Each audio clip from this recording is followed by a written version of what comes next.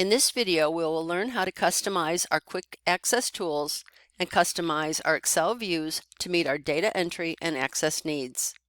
We'll begin with the quick access tools located in the upper left corner of Excel on the title bar. We have our autosave options, our save options, undo, and redo as the default tools available on our quick access tools. By selecting the down arrow, we're presented with some of the most common tools that are used by many people. Print Preview is a very handy one, so that no matter what tab we're on and what ribbon groups are presented, we would always be able to quickly do a print preview to see what our worksheet's going to look like printed. When we select that, we notice that that is now located on our quick access tools. And so when selected, we are presented with our print preview. If we select the down arrow again, we notice that not only the common options are available, but also more commands. When we select more commands, we're presented with a Excel options window with the quick access toolbar highlighted. We have many additional options in the Excel options quick access toolbar window. Since we'll be using font color, and font size quite often when we're on the Data tab, we'll want that in those tools in our quick access.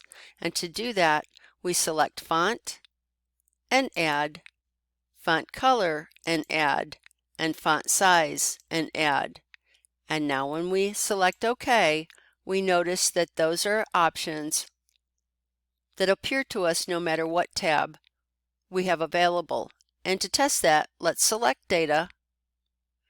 And notice now, if we wanted to change our customer table label, for example, it would be easier to do. Since we don't have to go back home, we can select a different size from here. Another view option we might use are saved views. Saved views are used within one workbook to save how we look at our data. In this worksheet, for example, we are looking at international food orders. If this worksheet of information regularly changes, we will save different views of it, making us more efficient as we work. Let's see how it works. Select the View tab, and on the ribbon find the Workbook Views grouping and select Custom Views. The very first view that we want to save is that of the original view, the one that shows all the data before any filtering or sorting. So we'll select Add,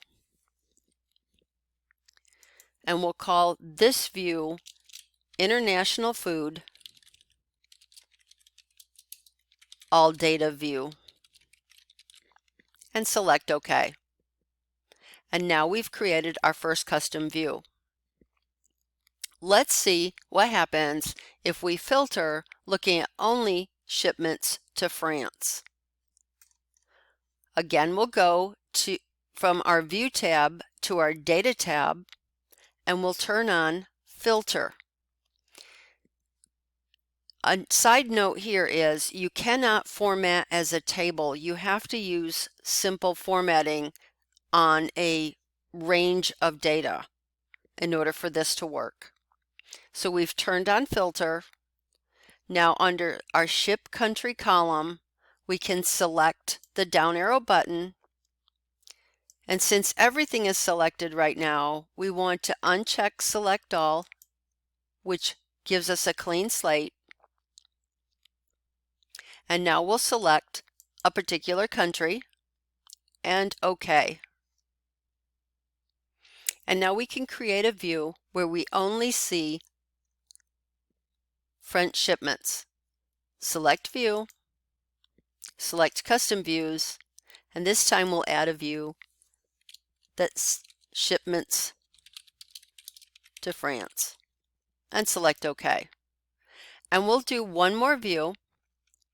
We'll take off the ship country, we want to select all, OK. We don't necessarily need to see the city in this view at all, so we're going to hide this column by selecting column G, right-click, and hide the column. And we don't really need to see the customer here either. Click, hide. And let's also look at the order number, not necessary. Click, hide. And now this view is what we'll use to do some comparisons between the countries. So we'll select Custom Views, Add, and we'll call this Country Comparisons.